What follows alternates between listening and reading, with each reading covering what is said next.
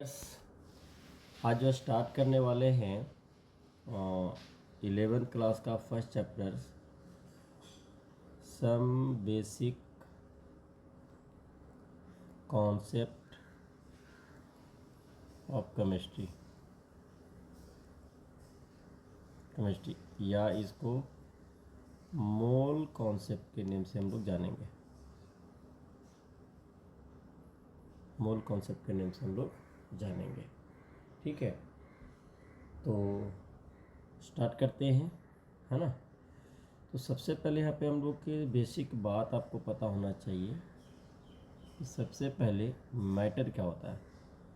Matter वो substance है जो स्पेस को क्या कर ले, ऑक्यूपाई कर ले। ठीक है, तो मैटर को हम लोग क्लासिफिकेशन करेंगे। मैटर का जो क्लासिफिकेशन होता है, फिजिकल प्रॉपर्टीज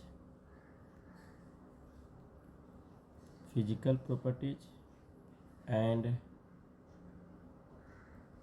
केमिकल प्रॉपर्टीज। ठीक है, फिजिकल एंड केमिकल प्रॉपर्टीज।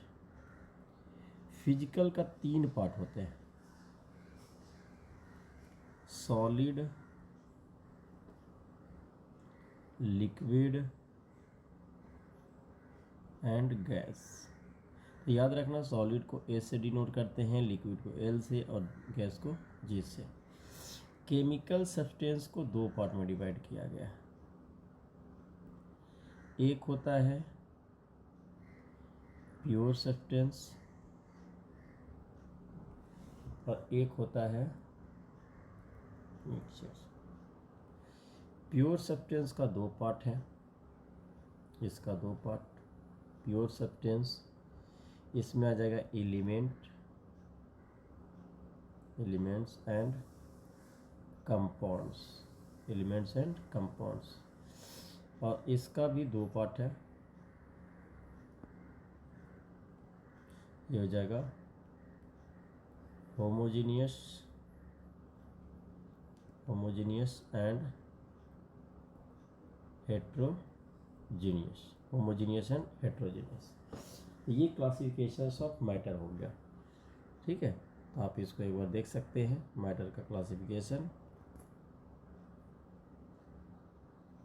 ठीक है, अब बात करते हैं कि सॉलिड को कैसे हम लोग डिफाइन करेंगे। Solid, first point solid.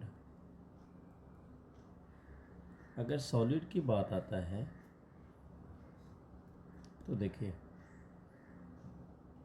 जो हम लोग एटम या मॉलिक्यूल को जो शेप लेकर चलते हैं वो स्फेरिकल लेकर चलते हैं, स्फेरिकल। अब ये इस तरीके का हो गया, इस तरीके का।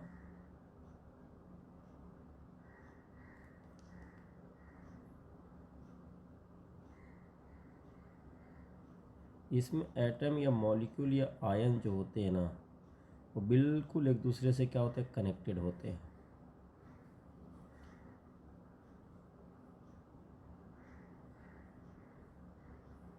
ठीक है, मतलब इसमें फर्स्ट पॉइंट जो आप बोल सकते हैं, both volume and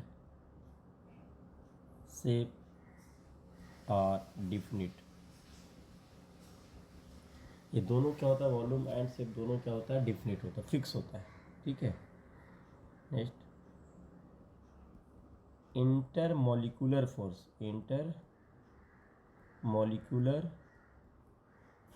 is strong.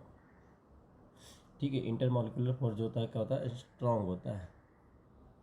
It is no compressibility.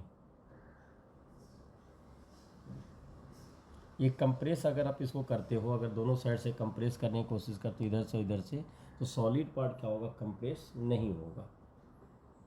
ठीक है, एग्जाम्पल्स में आप यहाँ पे लिख सकते हैं, पेन, बुक, टेबल, ठीक है, rocks, etc.. Clear. Second point जो है, लिक्विड, लिक्विड को कैसे डिनोट करेंगे, एल से। तो सॉलिड के कंपेयर में जो लिक्विड होता है, इसके जो मॉलिक्यूल्स होते हैं, मॉलिक्यूल के बीच में फोर्स ऑफ जो इंट्रैक्शंस लगता है वो वीक होता है।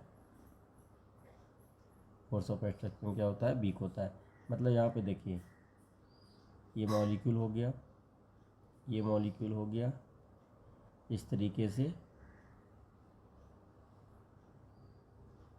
ये अरेंजमेंट है, नई अरेंजमेंट, ठीक है। तो यहाँ पे आप इस पॉइंट को लिख सकते हैं, वॉल्यूम इज फिक्स्ड। वॉल्यूम क्या होता है, इसका फिक्स्ड होता है, but shape is not fixed. Shape क्या होता है, फिक्स नहीं होता है, क्योंकि आप इस लिक्विड को जिस टाइप के कंटेनर में आप रखेंगे, उस लिक्विड का सेम शेप आपको, जिस कंटेनर में आप लिक्विड को रखेंगे उसी कंटेनर के शेप में वो एडजस्ट हो जाएगा।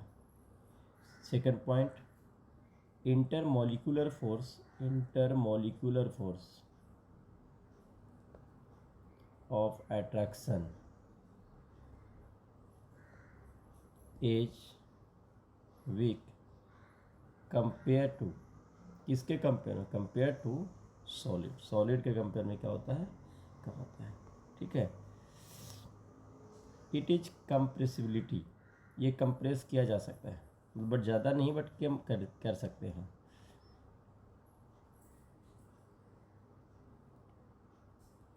इज कंप्रेसिबिलिटी, एग्जाम्पल्स में लिखिए। H2O लिक्विड के फॉर्म में होता है, इथेनॉल, इथेनॉल यानी कि अल्कोहल। ब्रोमीन लिक्विड के फॉर्म में होता है, Hg लिक्विड के फॉर्म में होता है, ETC, ठीक है। Next, third, gas.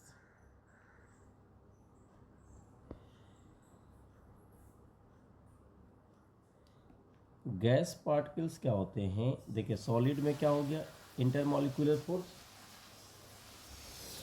Intermolecular force क्या होता है, इसमें वीक होता है, इसमें मॉलिक्यूल जो होते हैं दूर दूर पे अवेलेबल होते हैं।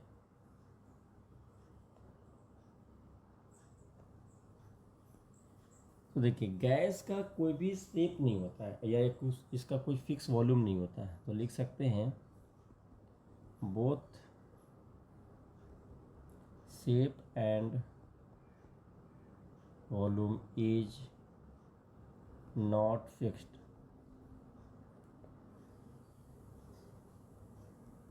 Intermolecular force, force of attraction,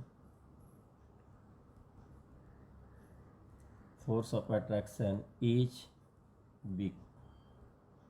और यहाँ पे जो फोर्स ऑफ अट्रैक्शंस लगता है, इसको बोलते हैं वंडर वाल्स फोर्स। क्या बोलते हैं, वंडर वाल फोर्स, क्लियर। ये हाईली कंप्रेसिबिलिटी होता है, इट इज हाईली कंप्रेसिबिलिटी, इसको आप कंप्रेस कर सकते हैं,